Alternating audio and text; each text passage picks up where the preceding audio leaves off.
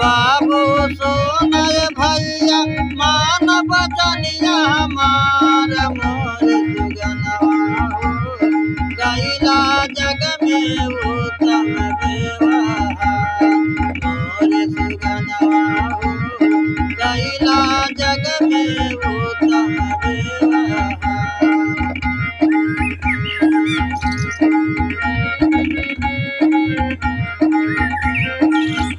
सुनय बाबू सुनय भैया मान बचनिया हमार मोर सुगनवा हो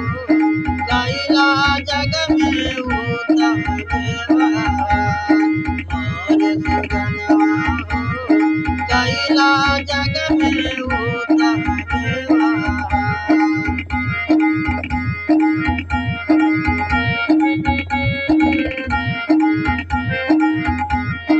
जात पात के वेतन रखिया सबके घर लगावा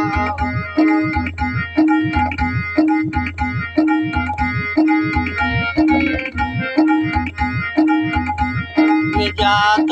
पात के वेतन रखिया सबके घर लगावा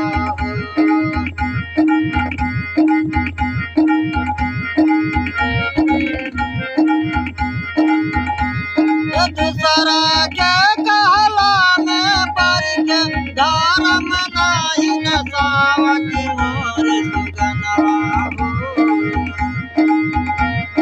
दूसरा के कहला में पड़ के धर्म नहीं नसावती मोर सुगनवा हो गैला तानी बतिया पर विचार मोर सुगनवा हो गैला तानी बतिया पर विचार।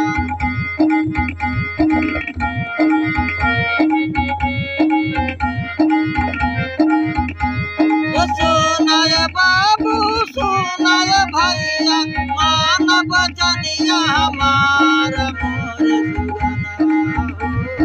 गैला जग में उत्तम व्यवहार मोर सुगनवा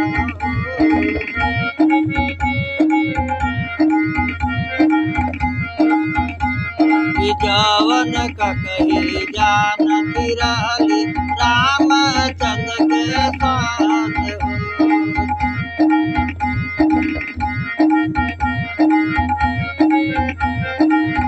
ये जवन कही जानती रहली रामचंद्र के साथ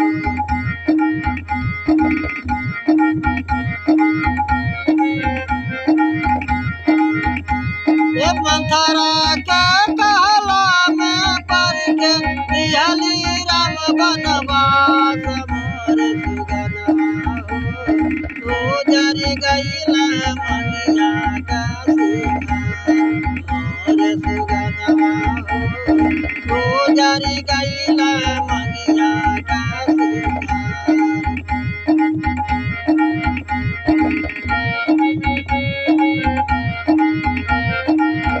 सुनय बाबू सुनय भैया मान बचनिया हमार मोर सुगनवा हो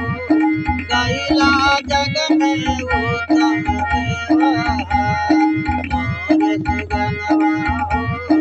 गैला जग में उत्तम व्यवहार।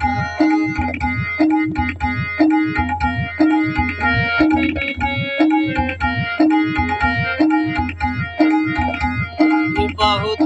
कपटी छल जगत में आपन स्वार्थ सधाई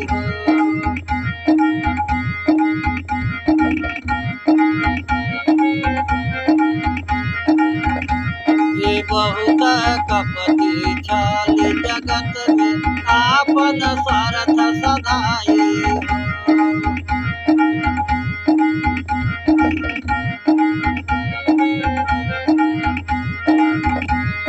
शकुनी के गिरी जो धन न जनल बांध सकार लड़ाई की मोर सुगनवा हो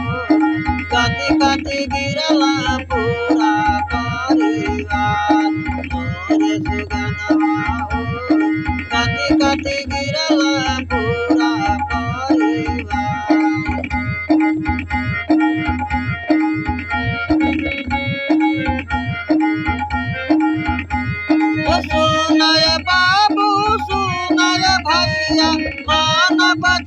बचनिया हमार मोर सुगनवा हो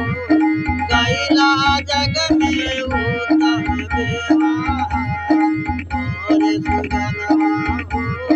कैला जग में उत्तम व्यवहार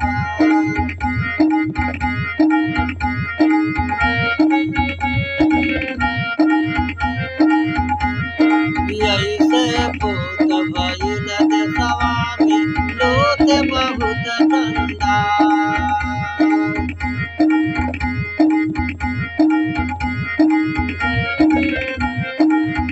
ऐसे पोत भइल देशवा में लोथ बहुत ठंडा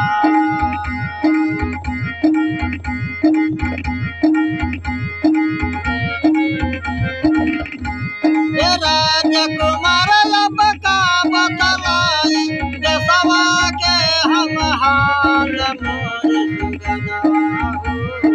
जानी तू करिया के तीरथ का मोर सुगनवा हो जानी तू करिया के तीरथ का